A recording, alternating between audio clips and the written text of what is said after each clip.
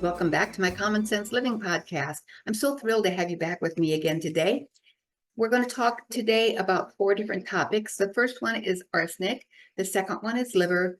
The third is exercise. And we're going to end with the perils, per se, of alcohol. So sit back, grab pen and paper, and get comfortable. And always remember to consult with your physician before you try anything suggested in my podcasts. And let's get the advertisement out of the way. Common Sense Living podcast is brought to you by Avini Health. It's www.avinihealth.com/Ann, A-N-N, LeMaster, LeMaster 8084.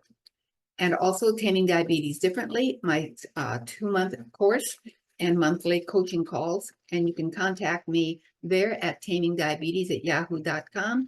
And if that doesn't work for you, LeMaster@yahoo.com. So let's get started here with arsenic. New research by UC Berkeley has found arsenic, lead, and other dangerous heavy metals in tampons. Some toxins were even higher in organic brands. Arsenic is one of the most widespread environmental toxins that we're exposed to every day. Low levels of arsenic exposure can increase the risk of cognitive decline, fatigue, blood sugar imbalance, impaired circulatory function, skin, liver, lung, kidney, and bladder issues, infertility, and other reproductive issues. Arsenic overload is a global health problem that affects millions of people. It's one of the most widespread environmental toxins, and as the world becomes more polluted, arsenic toxicity is a growing concern.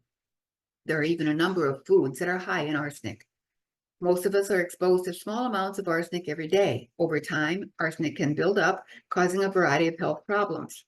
Years of low-level exposure can contribute to brain fog, fatigue, memory problems associated with aging, impaired cardiovascular and circulatory function, unbalanced blood sugar levels, skin, lung, and bladder issues, infertility, and other reproductive issues.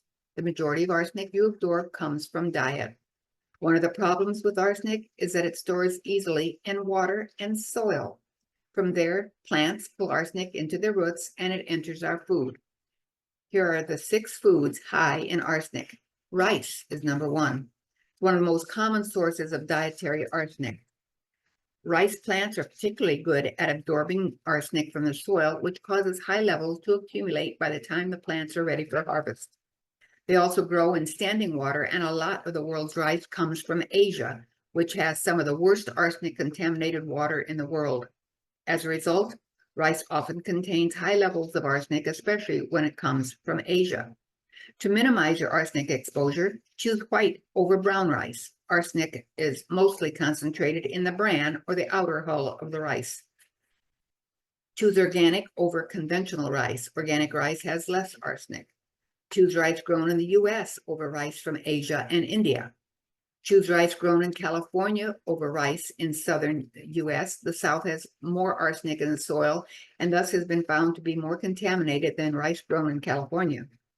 Soak the rice for a few hours and rinse it well before cooking. This can reduce arsenic content by up to 45%. And then we have brown rice syrup. It's a common sweetener in many processed foods as well as in baby formula, which you'll read more about below. Hear about more below. It's often marketed as a healthier alternative to sugar or corn syrup. In reality, brown rice syrup is one of the more toxic sweeteners you can use. The fact that it's made from rice puts it at high risk for arsenic contamination. Brown rice syrup often contains more arsenic than plain rice. It's an extract, so it takes a lot of rice to make a small amount of brown rice syrup. As a result, arsenic concentrates in the syrup. Avoid brown rice syrup at all costs. Sweeten with plain sugar. Shellfish is a third one. Environmental arsenic settles in water, and as the world gets more polluted, the arsenic burden in seafood is increasing. Shellfish are the most prone to absorbing arsenic. A 2011 study found a strong correlation between shellfish intake and arsenic toxicity in the U.S. To decrease your arsenic exposure, avoid the following shellfish: oysters, mussels, scallops, lobster. I love scallops. Note that mussels are especially high in inorganic arsenic, the most toxic form of arsenic. Next, we have seaweed. Seaweed also absorbs arsenic from ocean water. In seaweed, arsenic gets stored as arseno sugar, sugar with an arsenic molecule attached. When you eat seaweed, your body breaks down the arseno sugar, distributing a variety of arsenic metabolites throughout your system. Hijiki seaweed, a brown black seaweed that's common in Japanese seaweed salad, is the most contaminated type of seaweed. It contains large amounts of inorganic arsenic, making it significantly more toxic than other species. Green and red seaweeds are lower in arsenic. However, they contain small amounts of cadmium and lead, two other heavy metals. Eat green or red seaweed in moderation and avoid brown-black seaweed entirely. It's a significant source of dietary arsenic. Baby formula arsenic is particularly dangerous for children because it impairs brain development. Children exposed to arsenic have lower IQ, show deficits in language, spatial reasoning, and other cognitive skills. But we have drugs for that, don't we? Unfortunately, baby formula is a hidden source of arsenic that many parents overlook. A 2015 study found that formula-fed children have a 5.5 times higher arsenic exposure than breastfed infants. The study also concluded that baby formula accounted for about 70% of arsenic exposure in the children tested. Always breastfeed your children if at all possible. If that isn't an option, avoid formulas that contain rice or brown rice syrup. Both have high risk of arsenic concentration. Chicken and eggs, two arsenic-based drugs. Roxaerosone and nitrazone are common additives in chicken feed. A 2017 study found that chickens given arsenic-containing feed had higher levels of arsenic in their meat. The same study found that people who ate more chicken had higher urinary arsenic levels, suggesting they were exposed to arsenic in chicken meat. To avoid arsenic, choose organic chicken. Organic standards prevent the use of arsenic additives, so organic chickens don't have the same arsenic contamination. So how to support arsenic excretion? When you ingest arsenic, your body stores it in your liver, kidneys, heart, and lungs. It can last for years, gradually building up and causing health problems over time. So that's on the arsenic, and now we're going to talk about the liver. Your liver does so much work keeping toxins and harmful chemicals from damaging your body. Your digestive system serves as the first line of defense to protect against bacteria, germs, microbes that could cause you harm. Unfortunately, the digestive system isn't perfect, so some toxins such as alcohol, drugs, and chemicals in the food do slip past and get into your bloodstream. That's when it's up to your liver to filter your blood and get rid of anything harmful. Unfortunately, we have so much gut disruption, and that's a whole total different topic for me to touch on at a later date. Over time, toxins can build up in your liver, causing inflammation and damage. If the toxins remain in your liver and stop it from fully healing, it can lead to more serious toxic liver damage. The good news is that you don't need to let it go that far. A detox diet can help you get rid of the toxins from your liver, enabling it to repair and restore itself into full function. That's where I put in a plug for a product I use, Biovini Health, and it's called Cell Defender, and I always forget to bring it in here to show you what the bottle looks like. It's a zeolite compound, and I just love the way it's made and how it works. And I use it twice a day, every day since I first started. And I believe I started it in April. So anyway, that's something for you to keep in mind. So now we need to be perfectly clear here. There's a great deal of mixed opinion and research on whether or not they truly work. For example, one review said a handful of clinical studies have shown that commercial detox diets enhance liver detoxification and eliminate persistent organic pollutants from the body. although these studies are hampered by flawed methodologies and small sample sizes. There is preliminary evidence to suggest that certain foods have detoxification properties, although the majority of these studies have been performed in animals. That being said, taking a few simple measures to purge toxins from your body and generally improve your overall wellness is never a waste of time or effort. And always, always use organic. It's not perfect, but it's far better than the contaminated soils and sprays that are used on regularly grown food. We're going to share some easy, natural ways that you can detoxify your liver without going through the dramatic detox diet. All it takes is a few simple steps. 1, cut alcohol from your diet for 6 weeks. That's not impossible, right? Just 6 weeks without drinking. Alcohol is one of the most toxic substances for your liver and can cause a great deal of damage. Giving your liver a break from alcohol for 6 weeks can allow the liver to regenerate itself and heal from the toxicity of alcohol, unless there's permanent scarring that has occurred. Number 2 is drink more water. It's also a pretty easy one. Water will help to flush the toxins from your liver and bloodstream, acting as a natural diuretic to eliminate waste products through your urine. Aim to drink 3 to 5 liters of water a day for the 30-day no alcohol period, and your liver will thank you. That's roughly 6, what is it? I can't remember now. 8 ounces, I think. Never mind. Warm water may enhance digestion and promote better lymphatic system function, both of which will help keep your liver healthy. And of course, have it be filtered water. Step 3 is to eat better. We all need to eat better. Cut back on fried and unhealthy fat foods and instead focus on eating organic fruits, vegetables, nuts, seeds, whole grains, fish, lean proteins, and minimally processed oils such as virgin coconut or olive oil. And make sure to get more fiber. And Avini also has fiber, and I love that too. Fiber plays a huge role in preventing toxins from being absorbed into your bloodstream and purging existing toxins to protect your liver. Try to eat more liver-friendly foods too, including almonds, leafy greens, green tea, beets, salmon, lentils, fermented foods, citrus fruits, berries and artichokes, asparagus, raw spinach, and avocado all help your body to produce more glutathione and an antioxidant that binds with toxins and flushes them from your liver.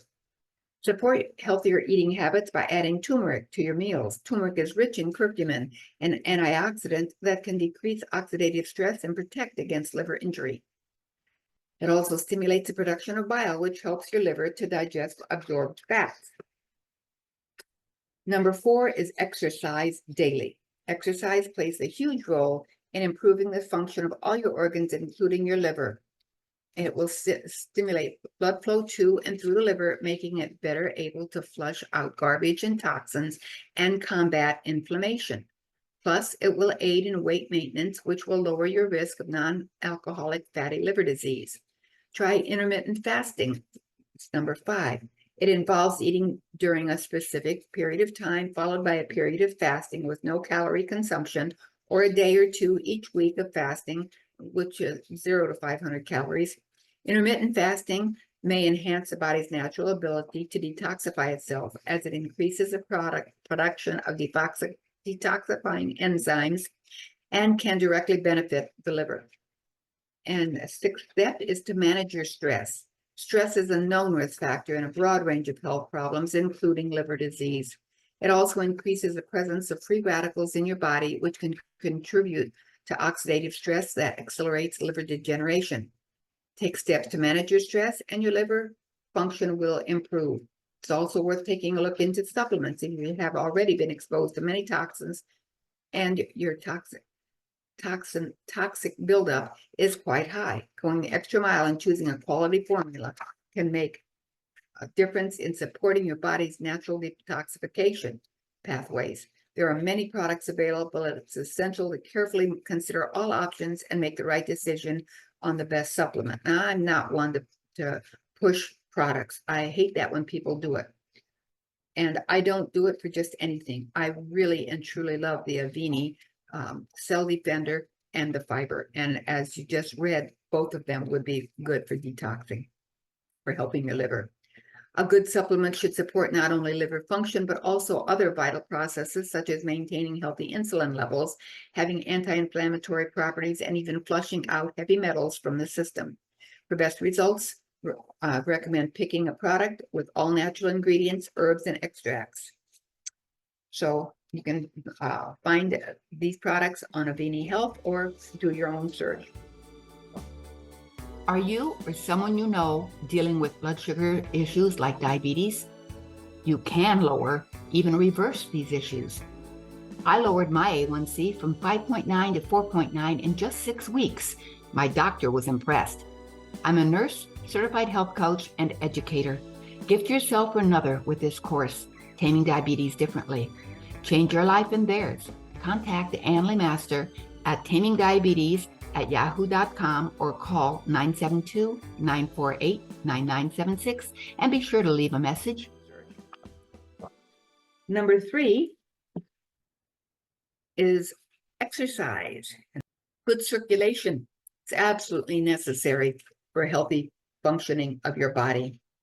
Think about it. Your blood is what delivers oxygen and nutrients to the building blocks of every cell, everywhere it needs to go. Without sufficient blood flow, your tissues and organs will be deprived of nutrients and or oxygen, which can impair function and throw off the delicate balance of all your internal systems. It should come as no surprise then that any exercise that improves circulation is absolutely excellent for your overall health and longevity.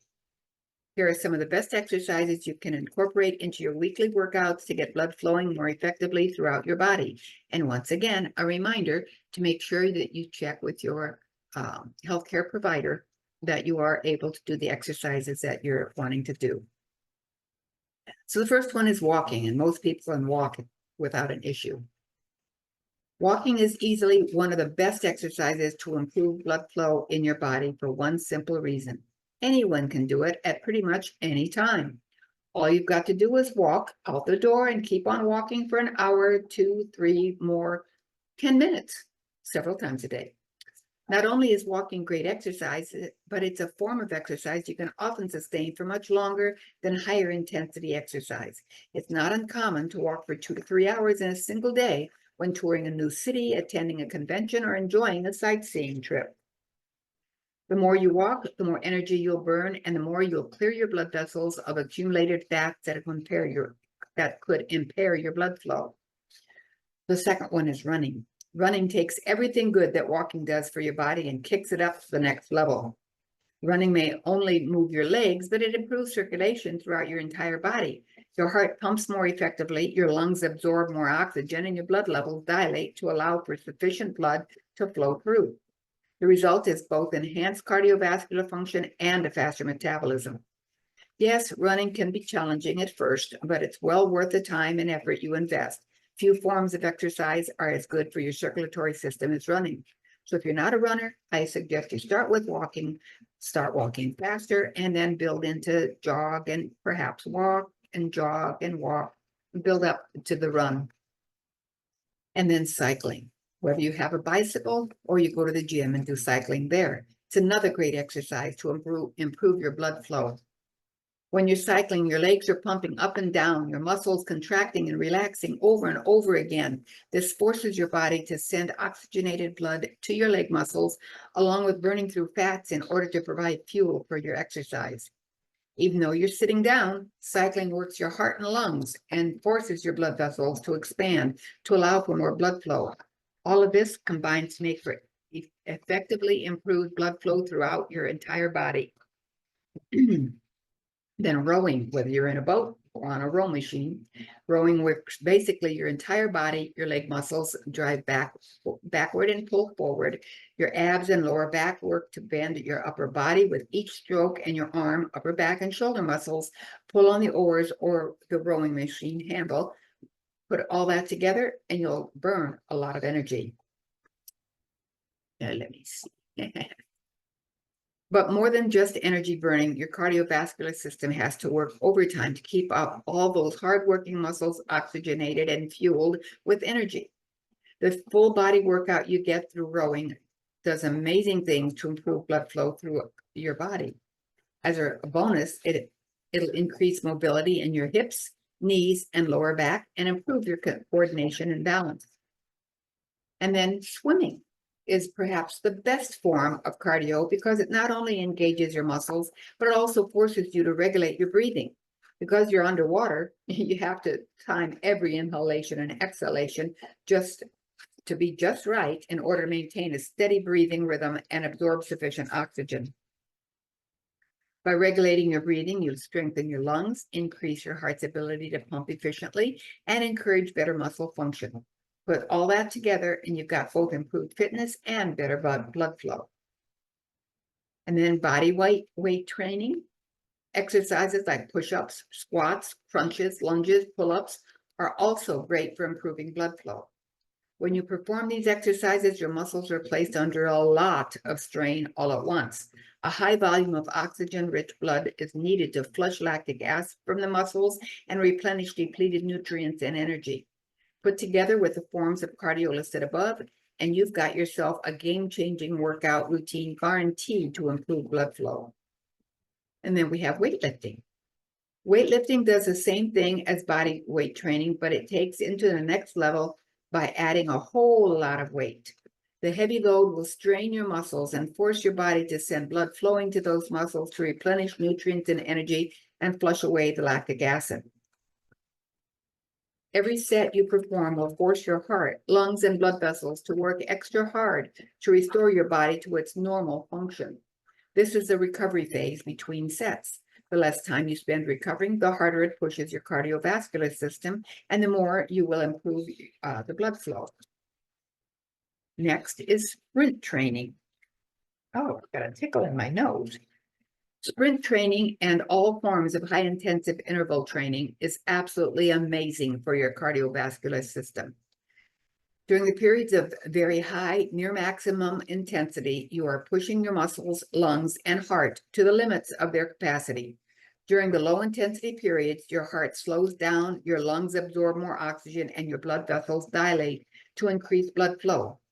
Repeatedly alternating between low and high intensity keeps your cardiovascular system and muscles working hard enough that you can actually increase both aerobic capacity and heart rate.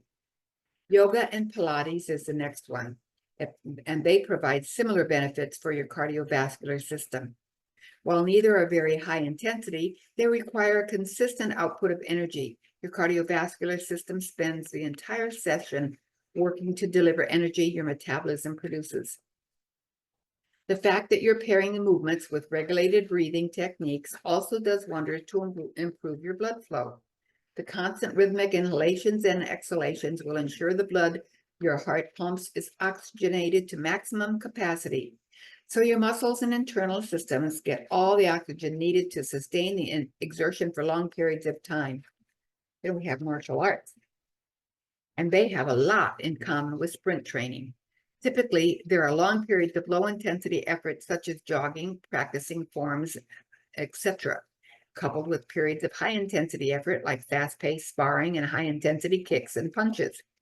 Not only are martial arts amazing for fat burning, but they will also boost your circulation and help to improve both your cardiovascular and aerobic functions.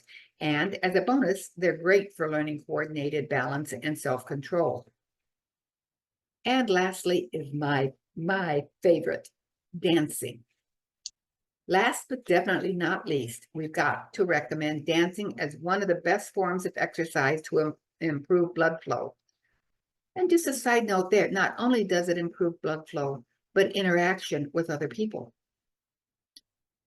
Depends on the dance style, I suppose. Regardless of what type of dancing you do, from salsa dancing to ballroom dancing to hip hop to break dancing, your muscles have to work hard through the sequence of movements you perform. And thus your heart, lungs, and blood vessels work to keep those muscles fueled and oxygenated. Back when I was in my late 40s and 50s, I took dance lessons, and there was a group of us, and we go every Wednesday night. We take classes on Thursday and on Friday, Saturday, and sometimes there were some Sunday classes, and we danced, and it was so much fun, so social, and such great exercise. If you're familiar with triple step, it's a 1, 2, 3, 1, 2, 3 rock step instead of 1, 2 rock step. It's a rock and roll. And I could do that the whole 4-hour night on a Friday night. And what a tone it did for my legs. I had people like that, and they were hard, almost hard as a rock, you know. Well, I hurt my leg and now can't very well do that anymore. But it was just fantastic. I loved it. And also I love to dance. So I would dance with anybody who wanted to dance. I didn't care if they were handicapped. If they were in a wheelchair, you could still dance with them. It made them feel important. And I still got to do what I wanted to do. And I helped them to do what they wanted to do. So social aspect, yes. So with the fact that you sustain your exertion dancing for long periods means that you burn through a lot of calories and maintain elevated cardiovascular activity to improve fitness and circulation. And best of all, it's a whole lot of fun, a workout you'll actually look forward to every time. Oh, yes, and I did forget about if your focus is only on improving blood flow, like cardiovascular endurance training, should be your primary form of exercise, and these low intensity, steady state exercise will help you keep your heart and lungs working for longer, encourage more efficient dilation of your blood vessels, and clear away fats and cholesterol that could impair circulation. However, for true fitness, it's highly recommended to combine cardio with muscle building exercise, which also happens to be a great way to improve blood flow. So, however you work out, or whatever dances or whatever exercises you choose, the effort you put in will go a long way toward helping you get healthier and fitter. And so now for alcohol. Yes, alcohol. Here we go. Oops, I'm still not used to camera. Okay, alcohol, right? And this is like not quite 3 o'clock in the afternoon. Trust me, this is not alcohol. I use mind over matter, so to speak. This is a probiotic drink in a wine glass. And so I trick my mind. I play games with my mind, so to speak. The only kind of mind games I like to play. And I have this and say I'm drinking a glass of wine. So I don't need wine because it's in my wine glass. Anyway, cheers. I like humor too. So alcohol's true health costs and natural strategies for a longer life. Think that nightly glass of wine is harmless? Think again. New research suggests even moderate drinking could be taking months off your life. Think your daily drink is a health tonic? Mine is. Think again. New research reveals alcohol's sobering impact on longevity, but nature may offer solutions to those seeking change. Like I said, here's one. Just pretend it's alcohol in a glass. Recent research is sobering up our understanding of alcohol's impact on longevity. The results may make you think twice before reaching for that glass of wine or brew. Dr. Stockwell dropped a bombshell that's sending shockwaves through happy hours everywhere. Consuming just one alcoholic drink a day could shorten your lifespan by approximately 2.5 months. One drink a day. Let that sink in. Your daily unwind ritual, that seemingly innocent glass of wine or beer, could be quietly chipping away at your lifespan. It's enough to make one think twice. What is safe drinking? But surely a drink or two can't be that bad, right? We've all heard about the supposed benefits of moderate drinking.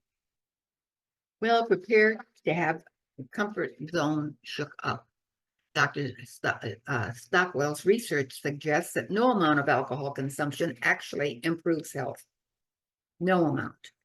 In fact, the more you drink, the more years of life you might be losing. So those who indulge in a hefty 35 drinks a week, that's 5 drinks a day or 2 bottles of whiskey over 7 days, could be cutting their lives short by approximately 2 years. Suddenly, bottoms up takes on a whole new, rather morbid view. The science behind the sober truth. How did we get it wrong for so long? The belief in alcohol's potential health benefits stems partly from the so-called French paradox, the observation that French people, despite their rich diet and above average wine consumption, have relatively low rates of heart disease.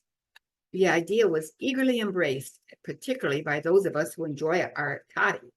As it turns out, the science behind this belief was about as solid as the drink in hand. Many studies suggesting health benefits from moderate drinking were funded by the alcohol industry, a classic case of the fox guarding the henhouse. Your health for their profit, as seen in a recent report which found that more than 13,000 studies have been directly or indirectly funded by that industry. Debunking the healthier drink myth. Dr. Stockwell and his colleagues exposed more holes in pro-alcohol research. Many studies compared moderate drinkers to non-drinkers, but failed to account for the fact that some non-drinkers had quit alcohol due to health problems, the sick quitter problem. This made the moderate drinkers look healthier by comparison, but it wasn't the alcohol keeping them healthy. It was the fact that they were healthy enough to drink in the first place. But as put by Dr. Stockwell, it's being able to drink is a sign you are still healthy, not the cause of being in good health. This is a classic case of putting the cart before the horse, or the drink before the health. What about red wine? Surely its heart-healthy reputation still stands, right? This too may be more wishful thinking than scientific fact. While red wine does contain compounds called polyphenols, which are believed to help protect blood vessels in the heart, the amounts are tiny. Another doctor notes that you'll need to drink between 100 to 1,000 glasses of red wine daily to get an amount equivalent to the doses that improved health in mice studies. At that point, your liver would likely give out long before your health saw any benefit. I don't think anybody drinks even that much water a day. Shift in alcohol attitudes. The mounting evidence against alcohol's health claims is starting to impact policy worldwide. Ireland has become the first country to pass legislation requiring health warnings on alcohol labels, set to take effect in 2026. More than 2 alcoholic drinks a week. Canada has dramatically revised its guidelines now, recommending no more than 2 alcoholic drinks a week. The World Heart Federation made a statement that likely caused collective gasps in vineyards worldwide, declaring, contrary to popular opinion, alcohol is not good for the heart. Reality check, our booze is on the defensive. Ripple effects of alcohol consumption. The impact of alcohol extends far beyond just shaving time off of our lives.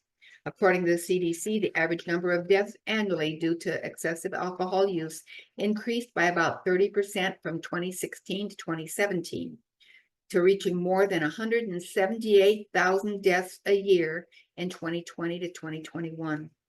That's more than the number of drug overdose deaths reported in 2022. These deaths aren't just from liver disease or drunk driving accidents. Alcohol reaches into many aspects of health, contributing to mental health issues, heart disease, even certain cancers. It's a sobering reminder that alcohol's effects on our bodies are complex and far-reaching. Do you know of anyone who's lost their life to alcohol? Unfortunately, I know of 2 people. One was back around 1970. He was a classmate. And he was a really handsome young man, but was hooked on drinking. And this begs me to wonder, what drove him or anyone to ever overdrink? The other man I know of was the father of my little sister in the Big Brother Sister program. He drank himself to death.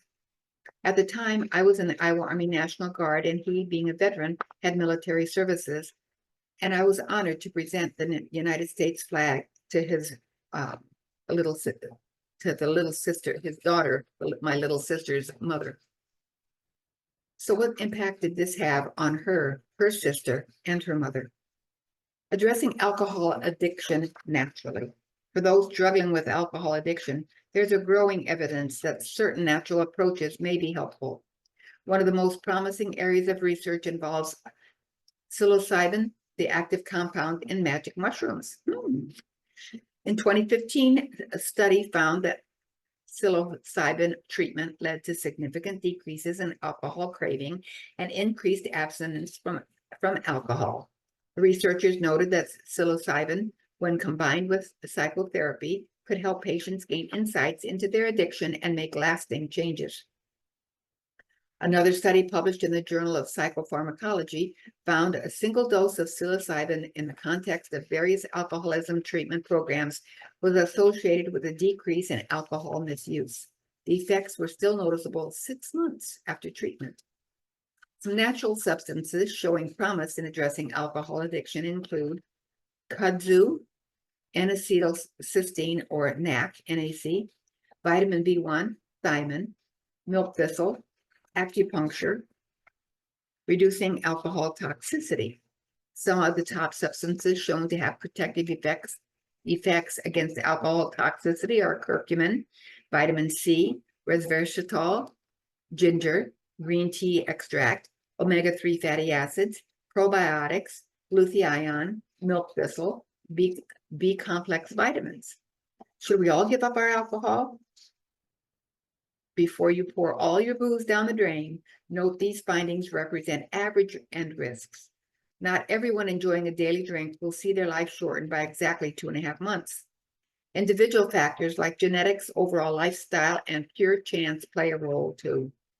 But the evidence is clear that alcohol, even in moderation, is not the health tonic we once thought it was. Many of us think of alcohol as our favorite recreational drug. We use it for pleasure and relaxation, and the last thing we want to hear is that it causes any harm. It's a comfort to think drinking is good for our health, but unfortunately, it's based on poor science. So let's raise a glass to informed choices. Where does this leave us, the alcohol worshipers? Perhaps it's time to approach alcohol with the same mindset we apply to other indulgences, as something to be enjoyed and enjoyed in moderation with a clear understanding of the potential risks. After all, life is about balance. While we now know even moderate drinking might be shaving some time off our lives, it's up to each individual to weigh the potential costs against the perceived benefits. Maybe that glass of wine with dinner is worth it for the enjoyment it brings. Or perhaps it's time to explore some of the non-alcoholic alternatives hitting the market. Whatever you decide, at least you know you can make that choice with your eyes wide open, not blurred by the rose-tinted glasses of outdated health claims or those that profit from your consumption. So here's to making informed decisions about your health, even if it means occasionally raising a glass of sparkling water instead of champagne.